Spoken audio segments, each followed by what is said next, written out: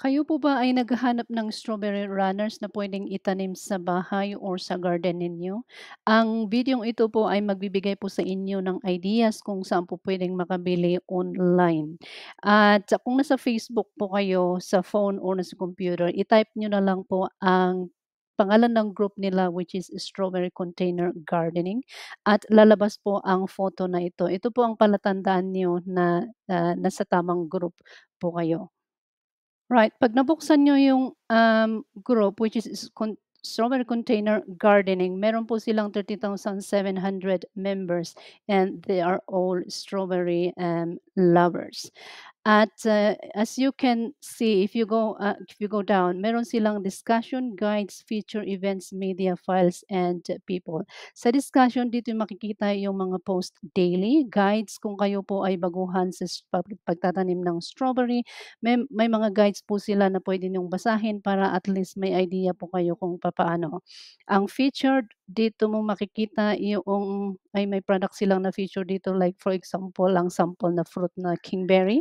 Ito po siya, malaki po siya. Ito po mostly ang binebenta sa palengke, at sometimes they call it, Sweet Charlie, pero ang totoo pong pangalan nito is kingberry or San Andreas. Iisa po 'yan, San Andreas at kingberry, iisa po 'yan.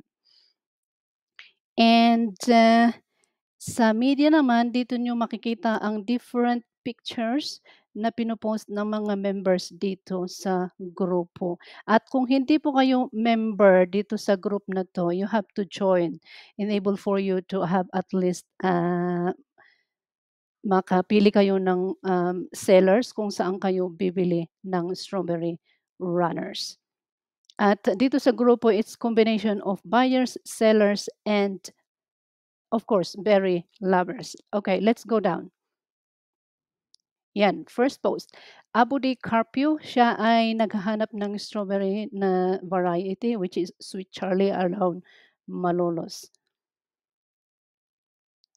Si Steve Bumongkag, pinost lang niya yung kanyang tanim na strawberry.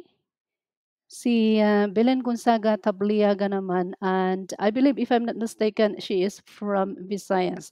Kung kayo nasa Visayas, meron po tayong sellers sa meron pong sellers dito sa grupo na taga Visayas, which is, her name is, Belen, at yung paninda po niya, she price it at 30 pesos each, at ang variety po is a Sweet Charlie.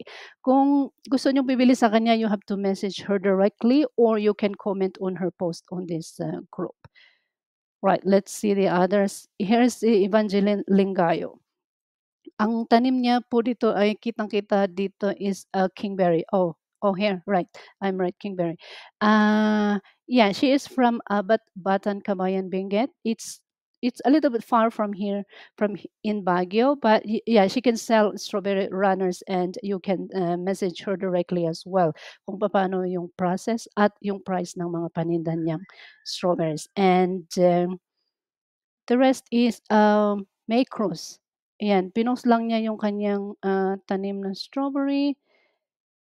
Si Ozoria naman, Sweet Charlie, pinost lang niya. And si Sansano, pinost lang niya. Ito naman, nagtatanong siya kung bakit ganito po ang dahon ng kanyang strawberry sa kanyang garden, at makikita niyo sa comment na 'to, may nagbigay ng solution kung anong puwede niyang gagawin. Ito naman si Dren's Niche, tinatanong niya kung saan ba puwedeng makabili ng strawberry seeds na puwede niyang itanim sa hot place. Si Jeremy Ubana naman, nagtatanong siya kung ano bang puwedeng i-spray para at least mamunga yung kanyang tanim na strawberry. Si Kate Shiano naman, ayan, nagbebenta siya ng white strawberries. Ito yung sample ng, bunga ng, kanyang, paninang white strawberries.